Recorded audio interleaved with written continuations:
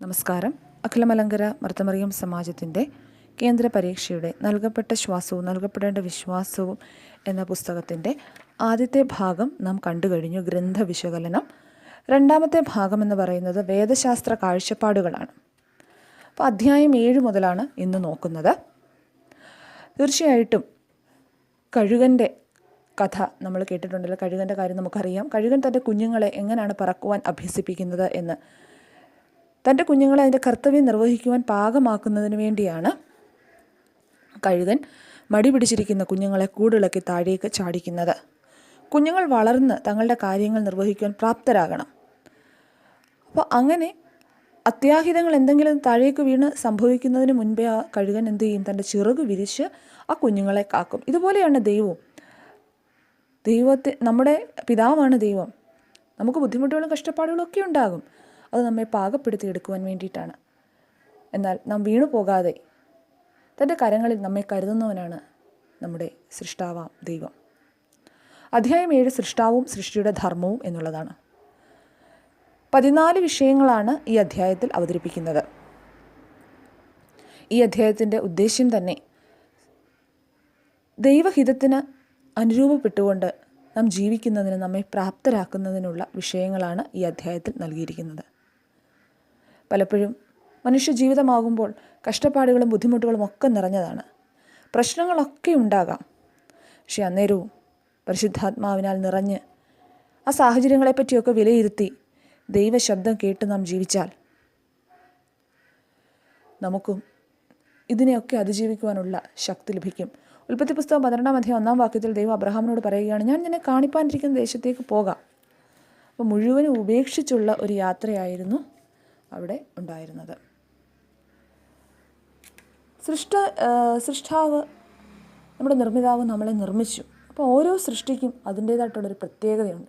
ഓരോ സൃഷ്ടിയും ദൈവം മെനഞ്ഞിരിക്കുന്നത് അതിൻ്റേതായിട്ടുള്ള ഉണ്മയിലും സവിശേഷതയിലുമാണ്. ആരും ആർക്കും തുല്യരല്ല. എല്ലാവരും വ്യത്യസ്തരായിട്ടാണ് നിർമ്മിക്കപ്പെട്ടിരിക്കുന്നത്.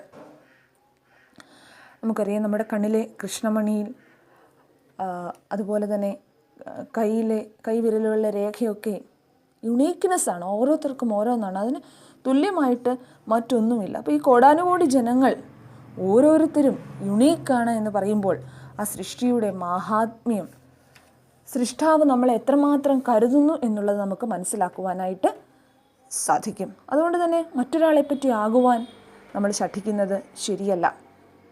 നമുക്ക് നാം ആകുവാൻ മാത്രമേ കഴിയുകയുള്ളൂ. നാം ആയിരിക്കുന്ന അവസ്ഥയിൽ നന്നായി ആയിരിക്കുവാൻ നമുക്ക് ഓരോരുത്തർക്കും ശ്രമിക്കാം. അതുപോലെ തന്നെ ഓരോരുത്തരുടെയും ജീവിതവും ഒരു വ്യത്യസ്തമായ പാഠപുസ്തകങ്ങളാണ്. ഒരു വ്യക്തിയുടെ ജീവിതത്തിൽ നടക്കുന്നതല്ല മറ്റൊരാളുടെ ജീവിതത്തിൽ നടക്കുന്നത്. ഈ അധ്യായങ്ങൾ ഓരോന്നും നാം കടന്നു പോകേണ്ടതുണ്ട് നമ്മുടെ ജീവിതത്തിൻ്റെ. അതിനകത്ത് ചോദ്യങ്ങളൊക്കെ നാം പൂരിപ്പിക്കേണ്ടതായിട്ടുണ്ട്. നമ്മുടെ ഓരോരുത്തരുടെയും ജീവിതം എടുത്താൽ നാം ശിശുക്കളായിരുന്നു. നമ്മുടെ സ്കൂൾ വിദ്യാഭ്യാസവും കോളേജ് വിദ്യാഭ്യാസവും ജോലി കാര്യങ്ങളും അതുപോലെ തന്നെ കുടുംബജീവിതവും ഇങ്ങനെ വിവിധങ്ങളായ ഘട്ടങ്ങളിലൂടെ കടന്നു പോകുന്നവരാണ്. നമ്മുടെ ജീവിതത്തിലുണ്ടാകുന്ന പ്രയാസങ്ങളും ബുദ്ധിമുട്ടുകളും ആയിരിക്കില്ല മറ്റൊരാളുടെ ജീവിതത്തിലുണ്ടാകുന്നത്. അതുകൊണ്ട് ഒരിക്കലും നാം മറ്റുള്ള ഒരാളുടെ ജീവിതം മാതൃകയാക്കാനോ എൻ്റെ ജീവിതം എന്തുകൊണ്ട് ഇങ്ങനെ ആയിപ്പോയെന്ന് കമ്പയർ ചെയ്യുവാനോ അങ്ങനെ പാടില്ല. പകരം നമ്മുടെ വളർച്ചയുടെ ഓരോ ജീവിതഘട്ടങ്ങളും ശ്രദ്ധയോടുകൂടി ദൈവത്തോട് ചേർന്ന് നിന്നുകൊണ്ട് പൂർത്തീകരിക്കുവാനായിട്ട് നമുക്ക് സാധിക്കണം. ചെന്നായ്ക്കളുടെ നടുവിൽ നാം കുഞ്ഞാടിനെ പോലെയാകണം. നാം പാമ്പിനെ പോലെ ബുദ്ധിയുള്ളവരും പ്രാവിനെ പോലെ കളങ്കമില്ലാത്തവരുമായി വേണം ജീവിതത്തിൽ ജീവിക്കുവാനായിട്ട്.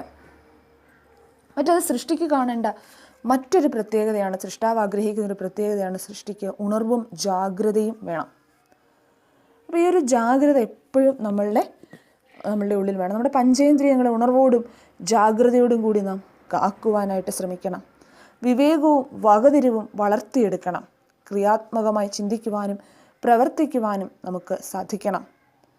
പാമ്പുകൾ അവർക്ക് ബാഹ്യമായിട്ടുള്ള ചെവികളില്ലെങ്കിലും ശബ്ദതരംഗങ്ങളെ അവ സ്വീകരിക്കുമ്പോൾ എത്രമാത്രം അലേർട്ടായിട്ടാണ് അവ നിൽക്കുന്നത്.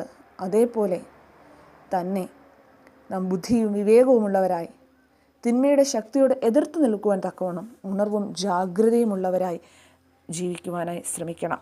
നാം എന്ത് നേടി എന്നതിനേക്കാൾ എങ്ങനെ നേടിയെന്നും അത് മറ്റുള്ളവർക്ക് നമുക്ക് ലഭിച്ചതിൽ നിന്നും എങ്ങനെ പകർന്നു കൊടുക്കാൻ സാധിച്ചു എന്നതുമാണ് ഒരു ജീവിതത്തെ വ്യത്യസ്തമാക്കുന്നത്, നന്മയുള്ളതാക്കുന്നത്. അടുത്ത ക്ലാസ്സിൽ നമുക്ക് വീണ്ടും കാണാം. നന്ദി.